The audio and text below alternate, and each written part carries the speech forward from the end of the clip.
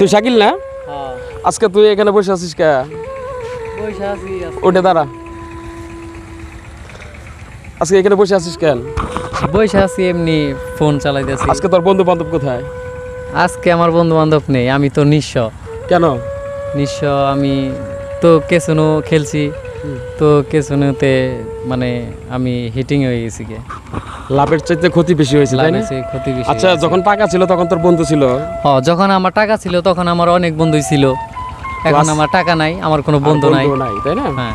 তো দর্শক দেখেন, এই কেসুনো খেললে এই লোকটা অনেক নিঃস্ব হয়ে গেছে। আজকে তার পিছনে কোনো মানুষ নেই।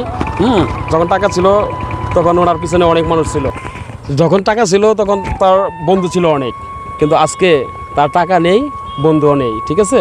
তো আপনারা কেসুনো খেলে কেউ লাভবান হননি বা হতেও পারবেন না। 10,000 টাকা দিয়ে, 10,000 টাকা লস দিয়ে 5,000 টাকা বের করে তারপরে নিজেকে মনে করেন গর্ব যে আমি কেসুনো খেলে 5,000 টাকা বের করছি। কিন্তু আজকে দেখেন তার প্রমাণ। এই যে লোক এক সময় অনেক টাকার মালিক ছিল, আজকে সে নিঃস্ব, রাস্তার ফকির, এখন রাস্তার ধারে ধারে বসে থাকে।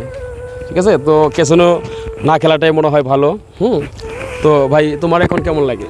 এখন আমার মোটামুটি অনেক ভালোই লাগে। এখন কোনো চাপ নাই, কোনো প্যারা নাই, কোনো চিন্তা নাই, কোনো টাকার কোনো নেশা নাই বা কোনো নেশা নাই। এখন অনেক ভালো।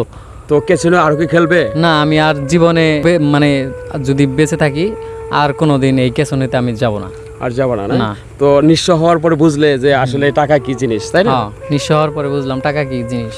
আচ্ছা দর্শক, তো শুনলেন তার মুখ থেকে যে উনি কেসুনো খেলে অনেক লস দিয়েছে। তো এরপর আর উনি কেসুনো খেলবে না। তো সবাই ভালো থাকেন, সুস্থ থাকেন সবাই। আবারও পরবর্তী ভিডিওতে দেখা হবে। খোদা হাফেজ।